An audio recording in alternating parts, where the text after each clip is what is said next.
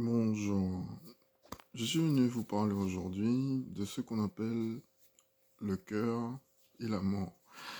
Ça va faire rigoler beaucoup de personnes et ça me fait rigoler aussi déjà parce qu'il y a beaucoup d'amalgame en fait entre l'amour véritable et la fonction du cœur. Il faut comprendre quelque chose de très très très important. Si on vous retire le cœur, ça ne vous empêche pas d'aimer. Je répète, si on vous retire le cœur, ça ne vous empêche pas d'aimer.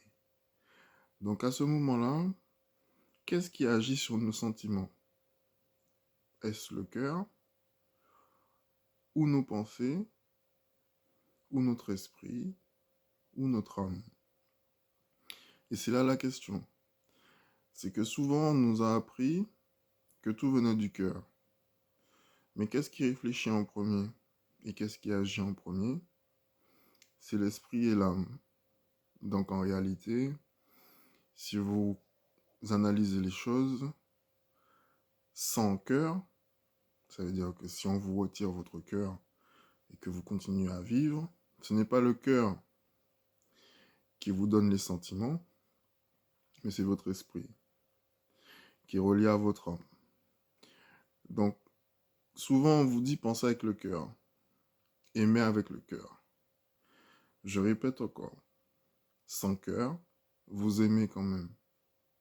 Pourquoi? Parce que le cœur n'est qu'un organe qui permet de faire circuler le sang. Le cœur n'a pas de sentiments, le cœur n'a pas d'esprit, le cœur n'a pas de réflexion. C'est exactement comme pour une voiture. Si vous n'avez pas de moteur, la voiture ne peut pas rouler. D'accord? Mais ça ne vous empêche pas de vous asseoir dedans. Donc, à un certain moment, il faut se détacher de ce qu'on nous a appris vis-à-vis de notre cœur pour qu'on réalise qu'en réalité, c'est notre réflexion sur certaines situations ou sur certaines émotions qu'on a ressenties qui fait qu'on a des sentiments. D'accord? Si vous partez du principe que le cœur n'est qu'une fonction, vous constaterez que c'est votre esprit qui dirige vos sentiments. Alors je m'explique. Un enfant qui voit un gâteau au chocolat, s'il n'a pas de cœur, on va dire qu'on lui a remplacé son cœur par un cœur artificiel. Le cœur artificiel, il n'y a pas une puce dedans, ni un ordinateur dedans qui lui dit « Tiens, tu dois aimer le chocolat ». Donc c'est lui qui fait sa propre réflexion en se disant « Le chocolat, j'aime parce que j'ai goûté, parce que à force d'avoir mangé du chocolat, mais j'ai apprécié le chocolat. Donc du coup, j'aime le chocolat. » Ok? Donc la relation du cœur à l'esprit n'existe pas. La seule relation qu'il y a, c'est de l'âme à l'esprit ou de l'esprit à l'âme. Ok? En sachant qu'une chose, une âme est née avec ses bases, mais a pour vocation d'évoluer. Donc une âme change. Elle peut devenir bonne, c'est-à-dire que si elle a été au début mauvaise, elle peut devenir bonne. Et si elle a été mauvaise, elle a été bonne, elle peut devenir mauvaise. Ok? Le cœur de l'âme, c'est son vécu, exactement comme l'homme. Un enfant qui a été battu toute sa vie, il a deux choix. Soit il déteste, soit il apprend à aimer. D'accord? Donc, si on a la possibilité de changer notre âme, on aura forcément la possibilité de changer notre amour. Mais l'amour vient d'où? L'amour vient de la lumière qu'on a en nous, donc de l'âme qu'on a. Si notre âme à nous, elle est perturbée, elle a été beaucoup malmenée, et qu'elle n'a pas forcément eu la possibilité de pouvoir s'épanouir dans certains domaines ou bien dans certaines choses, forcément, ce sera une âme que moi j'appelle une âme d'aigreur. Donc l'âme qui a de l'aigreur, elle est souvent en colère, Elle revendique tout. Elle voudrait que tout explose. Et quel que soit ce qu'on lui propose, ça ne l'intéresse pas parce que c'est sa souffrance qui prime. Jusqu'à présent, là, je ne vous parle pas de cœur. Il n'y a pas de cœur là. C'est, c'est du vécu. C'est-à-dire que vous avez pris des calottes dans la tête. Et à force de prendre des calottes, vous vous êtes pas dit, en fait, euh, j'ai pris des calottes parce que c'était la vie. Et c'est pas parce que j'ai pris des calottes qu'il faut que je remette des calottes. Et il y en a certains qui se disent, j'ai pris des calottes, mais bon, c'est pas grave. C'est pas les gens que je vais rencontrer plus tard. C'est pas à cause d'eux si j'ai pris des calottes. Donc, le sentiment qu'on a est sur la même base, mais on n'a pas la même réflexion dessus. Donc, l'amour, en réalité, ne vient pas de notre cœur qui bat, mais vient du vécu. D'accord? On ne peut aimer une personne ou quelque chose que si cette chose ou cette personne nous renvoie un sentiment de bien-être. Si ce sentiment de bien-être n'existe pas, on aura du mal à créer cet amour-là pour cette chose-là ou bien pour cette personne-là. D'accord? Donc, le fait juste de prendre conscience que c'est pas notre cœur qui bat, qui est notre centre de sentiment, mais notre âme et notre esprit, fait que quand on arrive dans une situation où on se sent délaissé, où on a l'impression que, si vous voulez, on n'est pas apprécié à notre juste valeur, ou on aime des gens qui apparemment ne nous aiment pas. Je vais vous dire une chose. Il n'y a pas d'amour linéaire et il n'y a pas d'amour représentatif du vôtre. Ça veut dire que certaines personnes aiment bleu, d'autres aiment rouge, d'autres aiment vert, d'autres aiment jaune, noir, comme vous voulez. Sauf que l'intensité de chaque amour n'est pas pareille. Et non seulement l'intensité de chaque amour n'est pas pareille, mais la tonalité de couleur n'est pas pareille. C'est-à-dire que vous avez des gens qui vont aimer par passion une autre personne. Ça ne veut pas dire l'autre personne ne l'aime pas par passion, mais l'aime quand même. Donc ça crée, si vous voulez, une divergence entre les deux qui font que il y en a un qui voudrait avoir plus et l'autre qui se contente de ce qu'il a. Du coup, celui qui va avoir plus d'amour vis-à-vis de l'autre sera toujours en conflit avec l'autre parce qu'il ne pourra jamais lui donner ce qu'il réclame. D'accord?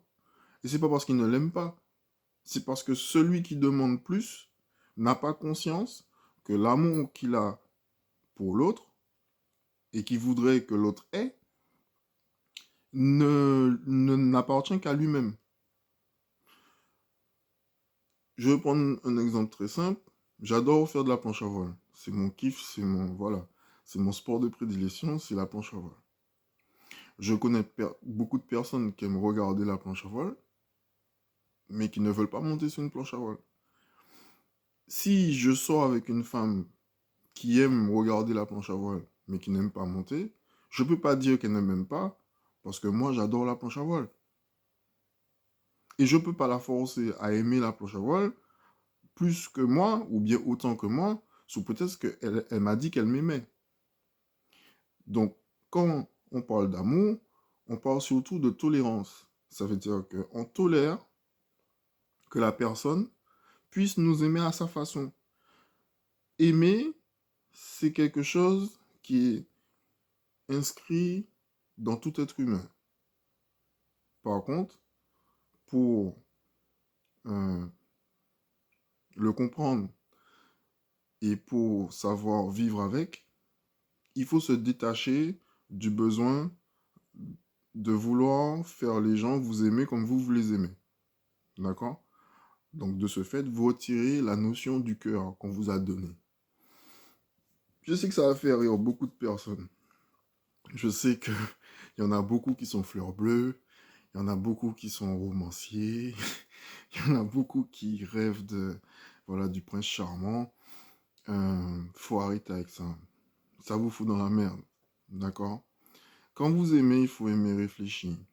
Je dis pas qu'il faut être cérébral. Je dis juste qu'il faut être réfléchi. Aimer avec réflexion, c'est quoi? C'est se dire, j'ai le droit d'aimer les gens, j'ai le droit d'adorer les gens, j'ai le droit de vouloir être avec les gens, mais je ne peux pas leur demander de faire la même chose que moi. Pour la simple raison qu'ils ne sont pas moi. Donc quand vous êtes en couple et que vous voyez que la personne n'a pas forcément les mêmes attentes que vous, ou bien qu'elle n'est pas forcément disposée comme vous à faire certaines choses, c'est parce qu'en quelque part, vous n'êtes pas connecté. Alors certes, il y a de l'amour, mais il n'y a pas de connexion. La connexion, elle peut être soit physique, soit alimentaire, soit sociale, ou bien c'est juste une question de présence, c'est-à-dire que j'ai envie d'avoir quelqu'un, je l'aime bien, mais bon voilà, je l'aime quand elle est là, et puis quand elle n'est pas là, ça me dérange pas non plus, tu vois, je sais. Donc à un certain moment, il faut pas que vous mettiez, si vous voulez, l'amour déjà en priorité, donc je parle de l'amour charnel, de l'amour amoureux en priorité dans une relation, mais il faut d'abord mettre ce qu'on appelle, ce que moi j'appelle de l'amour réfléchi. L'amour réfléchi, c'est quoi? C'est prendre le temps de découvrir la personne, c'est prendre le temps de parler avec la personne, c'est aussi donner la possibilité à la personne de pouvoir s'exprimer sur ce qu'elle ressent et lui dire, ouais, mais moi, je ne veux pas te donner ça. Tu vois, c'est qu'à un certain moment, si vous avez une copine ou un copain qui, lui, vous demande tout le temps d'aller à un endroit et vous, ça vous saoule, forcément, au bout de 10 ans, ça va vous casser les couilles. D'accord? Et des fois, même avant. Donc, autant lui dire, moi, ça ne m'intéresse pas. Si elle n'arrive pas à comprendre, c'est qu'en quelque part, vous n'avez rien à faire avec. Voilà. Parce que ce sont des petits détails comme ça qui font qu'à un certain moment, ça devient de gros problèmes. Donc, et je répète encore, il n'y a personne qui est destiné à quelqu'un sur Terre. Vous n'êtes pas né avec un nom inscrit sur votre peau ou bien en vous qui vous fait croire que cette personne-là est destinée. En fait, on est destiné à une seule chose, c'est à vivre. D'accord? Et à apprendre. Maintenant, l'amour vient quand ça doit arriver. Ça veut dire que vous avez des sentiments pour quelqu'un. Ça peut être des sentiments très passagers, comme des sentiments très, très profonds ou bien très lointains. Mais ça n'empêche pas forcément d'avoir une relation. Le truc qu'il y a, c'est qu'il faut aussi voir dans cette relation quelque chose peut-être de passager ou quelque chose de long. Mais il ne faut pas se focaliser sur ça. Il faut juste vivre le moment. Maintenant, si vous êtes dans l'optique de créer des choses et d'avoir des projets avec cette personne-là, il faut que la personne qui soit avec vous soit d'accord. Et le plus souvent, les gens, ils te disent, oui, je suis d'accord, mais arrivé à un certain moment, eh ben, il y a une divergence parce qu'ils ne pensaient pas que la relation allait leur apporter certaines choses qu'ils n'avaient pas envie. Donc sur ça, le cœur n'a rien à voir dessus. C'est l'esprit et l'âme. D'accord? Quand l'âme a décidé qu'il a déjà appris assez de choses avec une personne, le plus souvent, elle pousse la personne à quitter. D'accord? Parce que elle se sent pas assez libre, ou bien elle se sent pas assez, comment on dit ça, dans la possibilité d'évoluer. Mais c'est intérieur. D'accord? Donc mettez-vous dans la tête que vous n'êtes pas destiné aux gens et aussi que le cœur, d'accord, ce n'est qu'un organe. Donc c'est pas lui qui vous fait vous aimer les gens, c'est votre esprit et votre âme. D'accord? Donc une fois que vous serez connecté avec votre esprit, avec votre âme, vous serez détaché en fait des ruptures, des crises ou des énervements.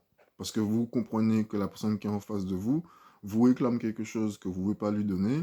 Et en même temps, vous ne savez pas que vous auriez pas aimé lui donner, c'est que vous êtes en incapacité de lui donner. Voilà. Bonne journée. À très bientôt.